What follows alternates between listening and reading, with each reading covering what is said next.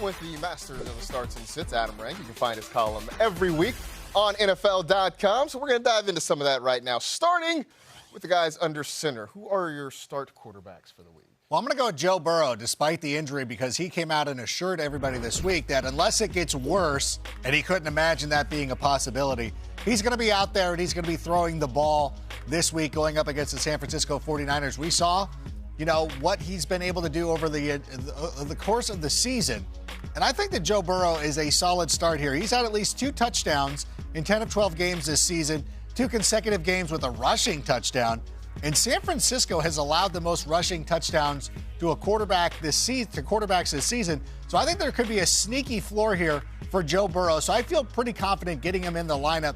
And Russell Wilson is also another player who has played against the San Francisco 49ers last week and did not finish as a quarterback one, but do think that he can do it this week against the Houston Texans. I know it's dicey because the matchup is actually not great because a lot of teams don't throw for a lot of yards against the Houston Texans because usually they're leading and they're more content just to run the ball. And if guys like Carson Wentz were available for you this week and not on a bye, I would probably have Russell right in the same range where he was last week as the QB 13. But I think moving forward for 1 week, Russell Wilson is a start for me.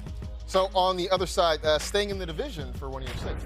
You know what? I still don't think I'm back on board with Matthew Stafford. Now, obviously, he threw for 3 touchdowns last week. That was the first time all season the Jags had given up 3 touchdown passes in a game. And really, the last one to OBJ, the play before, Sony Michel should have ran into the end zone, but whatever. I'm not bitter about that at all.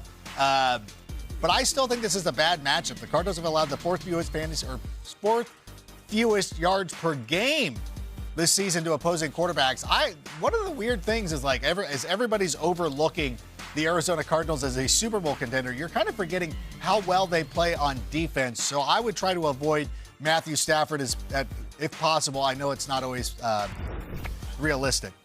Ryan Tannehill, though, is another guy who I'm going to sit. Now, Ryan Tannehill is a good quarterback. This is nothing against him. But again, whenever you play a team like the Jags, and as I said a moment ago, last week was the first time they gave up 3 touchdown passes in a game.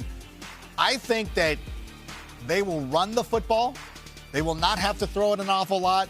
You know that the Titans would prefer just to run the football. That's going to limit the options for Ryan Tannehill, I guess, so to speak. That's what I'm trying to say. So leave him on your bench. There's no disrespect to him. He's a good player. I just don't think there's going to be a lot of points. Just not a good fantasy option. A good fantasy option this week. Separate the two. That's fine. So those are the pitchers. Now let's get to the catchers. Which wide receivers are on the start list? Well, I would have Mike Williams on this list. Again, going back to the top of the show, if he's available, you play him on Sunday. If not, you move to one of the other Chargers pass catchers. But let's talk about Russell Gage, who over the last couple of weeks has scored over 20 fantasy points per game. And when you look at him, he's not the kind of player that I would expect to have a lot of sustainability.